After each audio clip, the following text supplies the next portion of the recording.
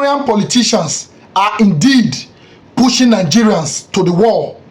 We have been pushed to the wall, and we have no other option but to resist them and fight back. If you see the level of security personnel in National Assembly as we speak, you will marvel. If you see the fleets of security cars, their personnel, both soldiers and police in National Assembly, you would wonder if we have half of such number of security personnel in Kwara State few days ago. The massacre that happened there, that took place in Kwara, wouldn't have happened. When you see the level of security personnel, the numbers in National Assembly as I speak right now, you will be wondering if there is an intel that terrorists will be invading the National Assembly, because it only makes sense that there is an intel that terrorists will be invading National Assembly for you to have such numbers of security personnel on ground.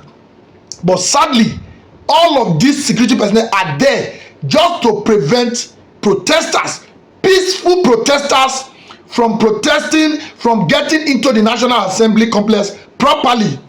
These are Nigerians making a simple request.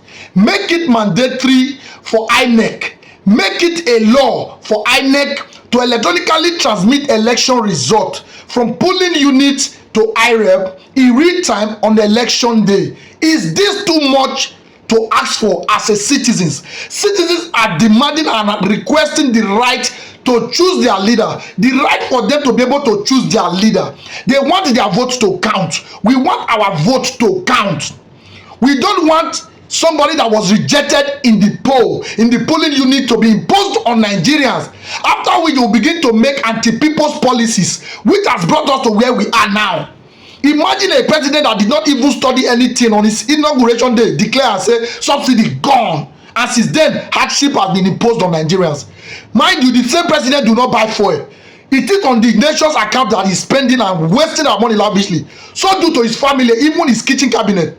So for these reasons, we want to be the one electing our leaders ourselves. We do not want imposition of candidate. We are saying enough is enough. But it is a shame that Nigerian police will be allowing themselves to be used in this manner. People were being killed in Kwara. In numbers, over 300 persons were killed in Kwara State barely 4-5 days ago.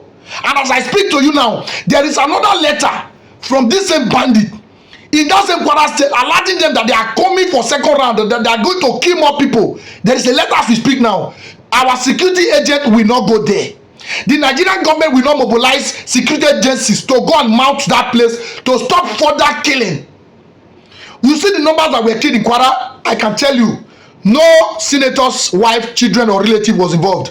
No governor's wife or relative was involved in those that were killed. Neither is any president's relative, vice president relative, or those politicians. None of their relative was among those that were killed. They use all the few politics that we have in this country to protect themselves and guide themselves. Look at the nonsense they are doing in National Assembly.